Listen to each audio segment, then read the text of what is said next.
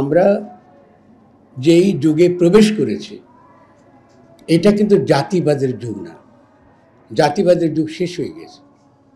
ফলে যখন আপনি জাতীয় সংস্কৃতি বলবেন তখনই কিন্তু আপনি জাতিবাদকে ফেরত নিয়ে আসছেন। জাতিবাদের দুটো রূপ আমরা বাংলাদেশে দেখছি। একটা রূপকে বলা হয় বাঙালি জাতিবাদ, যার ইতিহাসটা আমরা দেখেছি গত 50 বছর। এবং বাঙালি জাতিবাদের যে ফ্যাসিস্ট রূপ, তার যে ফ্যাসিবাদের যে ধরন, হ্যাঁ, সেটা কিন্তু আমরা এখন দেখি। তার একটা প্র্যাকটিসও কিন্তু আমরা এখানে দেখেছি। ফ্যাসিজমটা কী হয়, ডেমোক্রেটিক্যালি সিদ্ধান্ত গ্রহণ না করা, এক পক্ষে আমরা সিদ্ধান্ত নাও, এটা কিন্তু একটা ভালো উদাহরণ আমরা এখানে দেখলাম। এটাও কিন্তু এক ধরনের ফ্যাসিবাদী বোধ রয়ে গেছে। ফলে ফ্যাসিবাদ, ফ্যাসিস্ট শক্তি এবং ফ্যাসিস্ট রাষ্ট্র ব্যবস্থা, এই তিনের বিরুদ্ধে এখানে একটা গণ অভ্যুত্থান ঘটেছে। এটা মনে রাখতে হবে আমাদেরকে। সাংস্কৃতিকভাবে ফ্যাসিবাদ বিরোধিতাই আমাদের সংস্কৃতির মূল চরিত্র। তার মানে সকল প্রকার জাতিবাদের বিরুদ্ধে আমাদের অবস্থান। ঠিক যেমন বাঙালি জাতিবাদের, তেমনি সকল প্রকার ধর্মীয় জাতিবাদের। কেমন ধর্মীয় জাতি, বাঙালি জাতিবাদ নাই, ফলে অবশ্যই এখন ধর্মীয় জাতিবাদ প্রধান হয়ে যাবে, খালি মাঠ আছে। কিন্তু ইসলামে তো জাতিবাদের কোনো স্থানই নেই, ইসলাম তো জাতিবাদ বিরোধী। ফলে ধর্মীয় জাতিবাদের কোনো সুযোগ ইসলামে নাই। আমি মুসলিম জাতি, ফলে বাংলাদেশের সংখ্যাগরিষ্ঠ মানুষ মুসলমান, অথবা এটা একটা মুসলমানদের দেশ হবে, এটাও কিন্তু ফ্যাসিজম।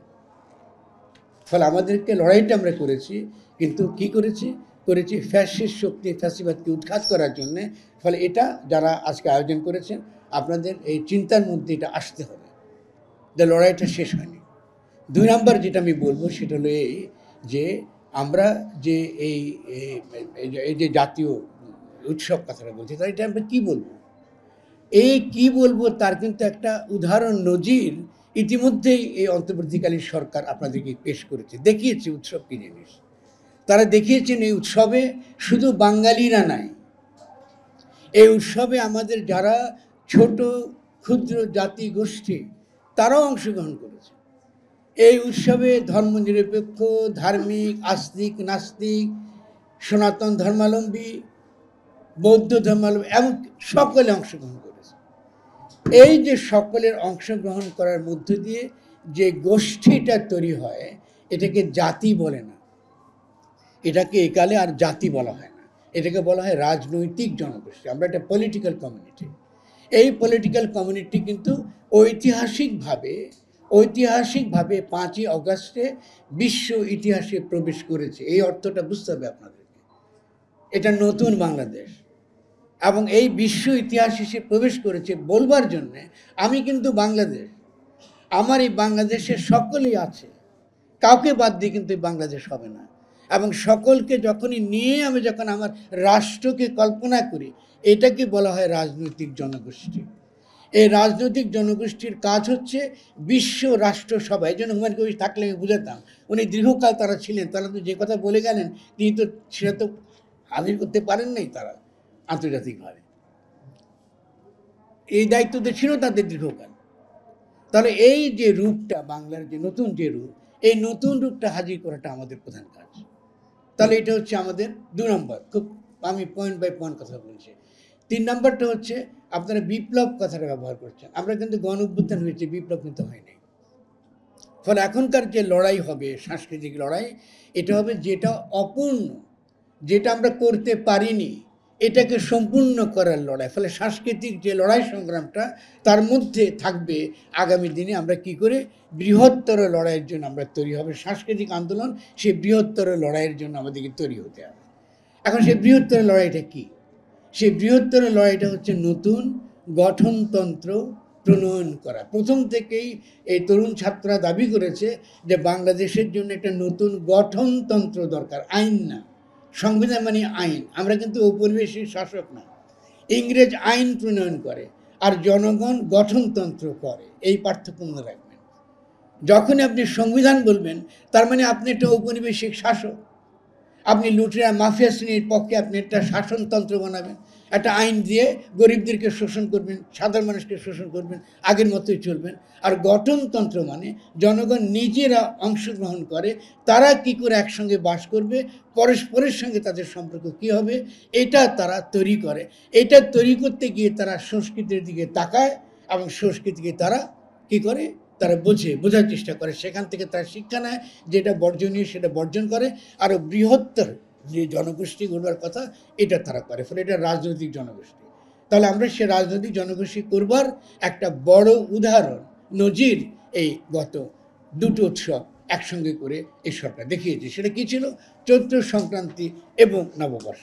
এখানে সাংবাদিক ভাইরা আছেন, আমি অধিকাংশ পত্রিকা দেখেছি, অধিকাংশ পত্রিকা বুঝতে পারেনি এই অন্তর্বর্তীকালীন সরকার কি বার্তা জনগণকে দিতে চাইছে।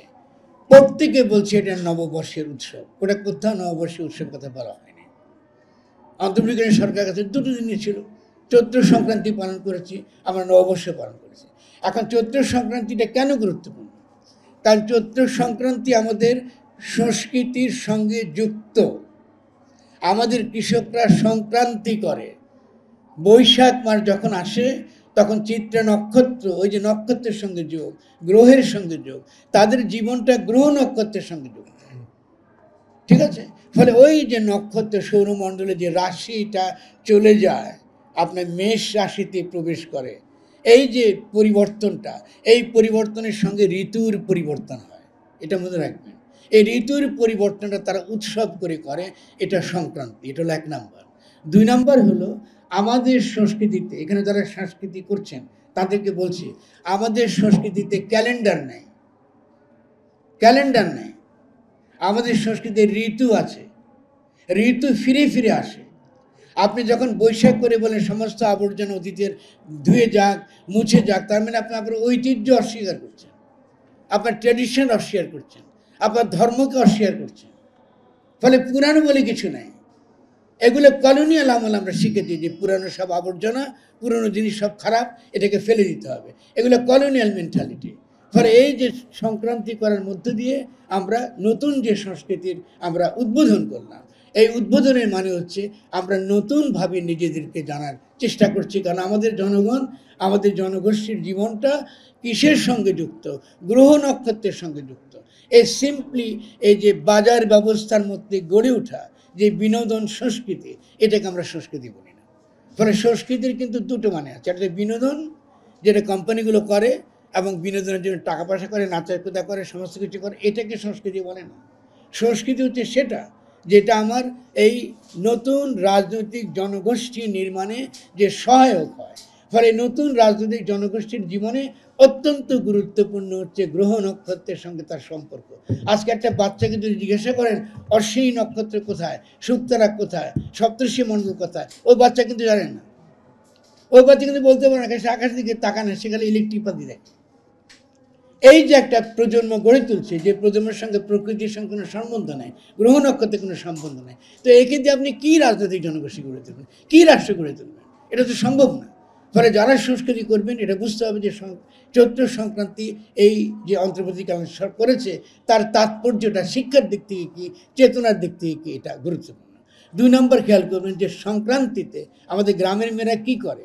আমাদের গ্রামের মেয়েরা 14 রকম শাক তোলায়। কীরকম শাক? অনাবাদী শাক, যে শাক আমি আবাদ করি না। কেন আবাদ করি না? কারণ এই যে নেয়ামত আল্লাহর তরফ থেকে আমরা পাই, এই যে ভাইরা বসে আছেন সব ইসলাম ধর্মাবলম্বী, আপনাদেরকেও বলছি, এই যে আল্লাহর থেকে যে নিয়ামতটা আপনি পান, এই সৃষ্টিটা আপনি পান, আপনাকে কোরআনে বলা হচ্ছে সৃষ্টিকে রক্ষা করা আপনার দায়িত্ব। এই সৃষ্টিকে রক্ষা করার দায়িত্ব, এই জন্য আপনাকে খলিফা বলা হয়েছে সূরা বাকারা। আপনারা কি সেই দায়িত্ব পালন করেছেন? আপনার ধর্মের কথা বলেন, আপনাকে এই দেশের জনগণকে এই যে বিষ ব্যবহার থেকে রক্ষা করেছেন?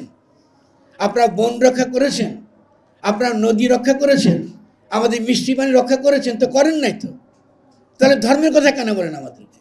ধর্মের কথা বলার মানে হচ্ছে যে আপনাকে যে দায়িত্ব দিয়ে দুনিয়ায় পাঠানো হয়েছে, এত বড় সম্মান দিয়েছে যে আপনি খলিফা, আপনি এই সৃষ্টি, তার যে সৃষ্টি তাকে রক্ষা করা আপনার দায়িত্ব।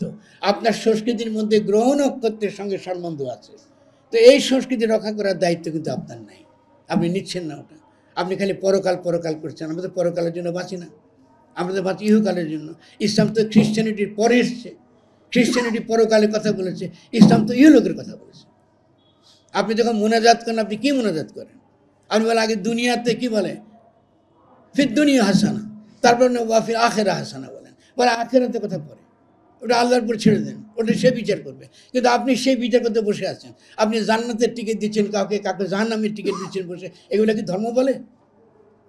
তার সংস্কৃতির ব্যাপারটা আসবে যখন আপনি সংস্কৃতির পুরোমাত্রা আপনি বুঝবেন এটা মানেটা কি, এটার সঙ্গে আমার ধর্ম যুক্ত, এটার সঙ্গে আমার সংস্কৃতি যুক্ত। এবং এই যে তৌহিদের কথা বলি, তৌহিদ হচ্ছে সমষ্টিগত চেতনা, যে একটা রাজনৈতিক জনগোষ্ঠী গড়ে তুলতে হলে আমার একটা তৌহিদি চেতনা লাগবে। আমি এক, আমরা সকলে মিলে এক, এই উপলব্ধি লাগবে। এই তৌহিদের চেতনা, ওই একটা বেদুইনদের যে জগতে আমাদের রসুল যিনি এটা প্রমাণ করেছিলেন যে সমস্ত বিভক্ত ট্রাইবে ট্রাইবে যুদ্ধ, হানাহানি, মেয়েদেরকে মাটিতে পুঁতে ফেলা, এটা চলবে না। আমরা সকলে এক, আদম হাওয়ার সন্তান, একই প্রজাতি, আমরা একসঙ্গে বাস করব। আমাদের একটা বিশ্ব সমাজ আমরা তৈরি করব, একটা উম্মাহ তৈরি করব। এই হলো তৌহিদের মানে। তো এই তৌহিদের মানে করতে গিয়ে আমি তো ক্ষুদ্র জাতির সাথে বাদ দিয়ে দিচ্ছি, ও তো সে একের অন্তর্গত। আল্লাহ কি তাকে সৃষ্টি করে নেই? আমি তো হিন্দুকে, সনাতন ধর্মীকে বাদ দিচ্ছি, বৌদ্ধকে বাদ দিচ্ছি, নাস্তিককে বাদ দিচ্ছি, তো আল্লাহ কি তাদেরকে তৈরি করে নেই? তাদের জন্য কি বলছি, এবার তুই হিন্দু, কালকে থেকে তুই সূর্য বন্ধ বলেছি কিনা বলেন? বলে তো নাই। তবে তার যে গুণাবলী, তার যে গুণা, তার যে সাফায়েত, তার সে গুণাবলী আয়ত্ত করাই কিন্তু ধর্ম আমার। ইসলাম একটা বিপ্লবী ধর্ম, মানুষের মহিমাকে সে একদম ঊর্ধ্বে তুলে ধরে। এটা হচ্ছে আমাদের সংস্কৃতি। তাহলে আমার সংস্কৃতির মধ্যে যেমন এই গ্রহ নক্ষত্র থাকবে, তেমনি আমার ধর্ম থাকবে। আমি সে ধর্ম এই আগের মতো পরিচয়বাদ না, যে আমি মুসলমান তুমি হিন্দু, না, এটাকে পরিচয়বাদ বলে, এটাকে বলে জাতিবাদ। এই জন্য জাতিবাদের যুগ আমাদেরকে অতিক্রম করে যেতে হবে। 3 নম্বর যে অনাবাদী শাকের কথা বলি, দেখুন, আবাদি একটা, আমি চাষ করি, আমি যখন আবাদ করি তার মানে আমি সৃষ্টির অন্যান্য যে সকল প্রাণী, অন্যান্য যে গাছটা আপনা আপনি হতে পারত সেটা করছি না, আমি করছি যেটা আমার চাহিদা মেটা। এই জন্য অনাবাদী শাকের হিসাবটা বছর শেষে নিতে হয়। গ্রামে যাবেন, দেখবেন যে মেয়েরা শাক কুড়াতে বেরিয়েছে সকালবেলা, কারণ এই শাক যদি তারা খুঁজে না পায়, গিমার শাক পেলাম না, কি হেলেঞ্চা পেলাম না, ও বুঝতে পারে যে কৃষিকাজ ঠিক মতো হয়নি, সে কৃষিকাজকে ঠিক করে।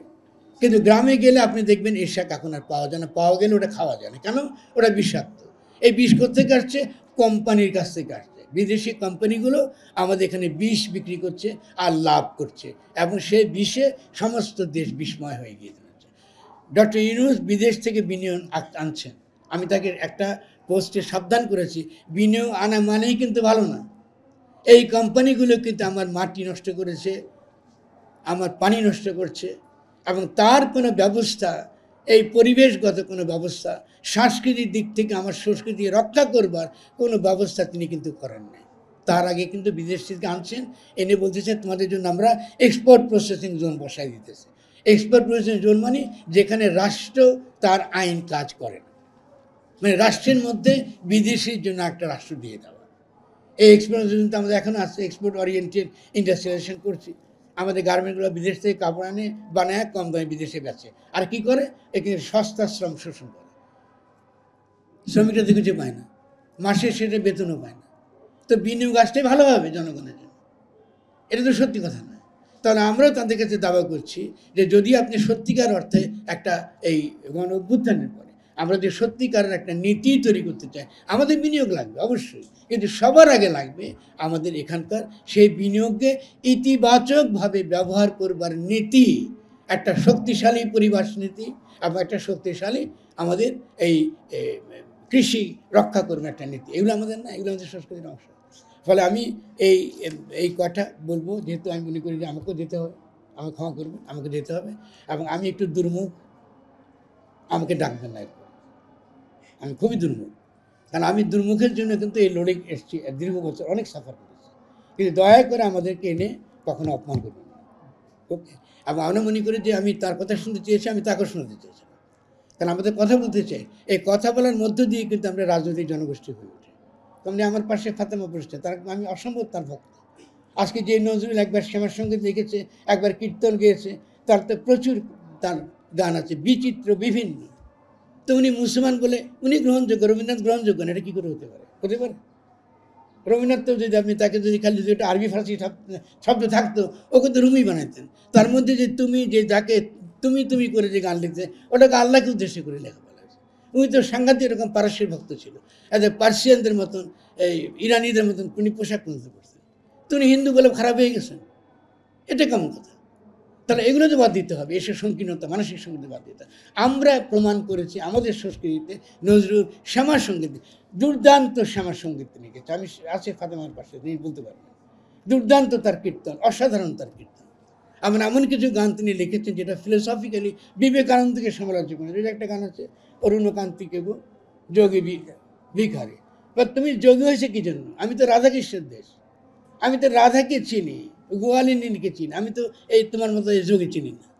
এই যে লিখবার শক্তিশালী ফিলোসফিক্যাল ট্রেডিশন বাংলায় রয়েছে, এই শক্তিশালী ট্রেডিশনকে আমাদেরকে ধারণ করতে হবে। যখনই আমরা এটা ধারণ করতে শিখব, তখনই আমরা দেখব যে আমরা একটা শক্তিশালী রাজনৈতিক জনগোষ্ঠী হিসেবে বাংলাদেশে প্রতিষ্ঠিত হব। আমাদের লড়াই শেষ হয় নাই। ফলে আমাদের মতো দুর্মুখদের কথা আপনারা শুনবেন আরও যতদিন আমরা বেঁচে থাকি, এবং অন্তত আশা করি দোয়া চাই আপনাদের কাছে। এবং যদি আমি একটু কঠোর কথা বলে থাকি, আপনারা আমাদেরকে ক্ষমা করবেন। কিন্তু আমরা এই মধ্য দিয়ে যেন পরস্পরকে চিনি, পরস্পরকে জানি, এবং আমাদের ক্ষোভ, আমাদের কষ্ট এবং আমাদের আকাঙ্ক্ষা এবং বাসনা, এটাও যেন আমরা বলতে পারি। শেষ যে কথাটা, কেন আমি বারবার গণ অভ্যুত্থানে জোর দিচ্ছি, বিপ্লব বলছি না। বিপ্লবের মানে হচ্ছে যে সে বিদ্যমান আইন বা সংবিধানকে সে বাতিল করে, নতুন আইন বা নতুন ব্যবস্থা সে পত্তন করে। এই গণ অভ্যুত্থান আমাদেরকে নতুন রাষ্ট্র গঠনের দিকে নেয়। এই গণ অভ্যুত্থান শেষাবধি শেখ হাসিনার যে ফ্যাসিস্ট সংবিধান, এটাকে বহাল রেখেছে। এটাকে বহাল রাখাটাকে আমি ঠিক বলে মনে করি না, এবং এই সংবিধানের অধীনে যে সরকার, এটাকে আমি বৈধ সরকার বলে মনে করি না। আমি জনগণের কথা বলি, জনগণের পক্ষে কথা বলি, এই সরকারের পক্ষে সবসময় থাকবো, কোনো প্রশ্ন আসে না। সকল প্রকার ফ্যাসিবাদের বিরুদ্ধে আমাদের লড়াই চলবে, এবং বাংলাদেশকে ফ্যাসিস্ট রাষ্ট্র থেকে একটা সত্যিকারের গণতান্ত্রিক রাষ্ট্রে পরিণত করা আমাদের একটা গুরুত্বপূর্ণ কাজ। আমি শেষ একটা কথা ভুলে গেছি, সরি, আর একটা মিনিট। সেটা হলো এই, আপনার মনে রাখবেন যে সংস্কৃতি সম্পর্কে সবচেয়ে গুরুত্বপূর্ণ কথা বলেছেন দার্শনিক রুশো। তিনি বলেছিলেন যে ওই প্যারিস শহরে যারা থিয়েটার করত, নাটক করতো, তিনি বলছেন এগুলো কিন্তু সংস্কৃতি না। মানে গান গাইলে এটা সংস্কৃতি হয় না। সংস্কৃতি হলো সেটাই যেটা একটা গণ উৎসব হয়। গণ উৎসবটা দরকার, এটা জনগণ যেখানে অংশগ্রহণ করে।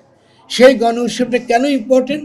গণতান্ত্রিক রাষ্ট্র কায়েমের জন্য গুরুত্বপূর্ণ। এই জন্যে সেখানে আমরা ব্যক্তি, আমি একটা নিঃসঙ্গ ব্যক্তি সমাজে, কিন্তু উৎসবের মধ্যে গিয়ে আমি তখন সমষ্টিকে উপলব্ধি করি। আমি যে সকলের অন্তর্গত, সকলের মধ্যে বাস করি, সকলে আমার মধ্যে বাস করে, এটা আমি উৎসবের মধ্যে, গণ উৎসবের মধ্যে এটা আমি উদযাপন করি। তিনি বলছেন, জঁ-জাক রুসো, আপনারা শুনেছেন, যিনি খুব বিখ্যাত বইতে সোশ্যাল কন্ট্রাক্ট, তিনি আর্গু করছেন, এই বইতে না, তার একটা বইতে তিনি আর্গু করছেন যে এই ধরনের গণ উৎসব যদি আমরা তৈরি করতে পারি, তাহলে আমরা একটা গণতান্ত্রিক রাষ্ট্র আমরা গঠন করতে পারবো। কারণ গণতান্ত্রিক রাষ্ট্র গঠন করার মানে হচ্ছে ব্যক্তি সমষ্টিকে উপলব্ধি করে, সে সমাজের অন্তর্গত, এটা সে উপলব্ধি করে, তার শাহাদা হয়, তার উপলব্ধি হয়, সে সাক্ষী দিতে পারে আমি সমষ্টির অন্তর্গত। আর সমাজও বুঝতে পারে ব্যক্তি সমাজের গুরুত্বপূর্ণ। ফলে ব্যক্তির নাগরিক অধিকার, ব্যক্তির অন্যান্য যেসব অধিকার, সেটা সমাজ রক্ষা করে, এবং রাষ্ট্রকে একটা প্যারাসিটিক, একটা পরজীবী শক্তি আকারে জনগণকে দমন করা, পীড়ন করা, বিভিন্ন আইনের মাধ্যমে তাকে হয়রানি করা, এটা রাষ্ট্র আর করতে পারে না। ফলে আসুন আমরা একটা নতুন বাংলাদেশ গড়ে তুলি, একটা নতুন গণতান্ত্রিক গঠনতন্ত্র আমরা প্রণয়ন করি, এবং সেটা করবার দিকে আমরা একটা শক্তিশালী সাংস্কৃতিক আন্দোলন গড়ে তুলি।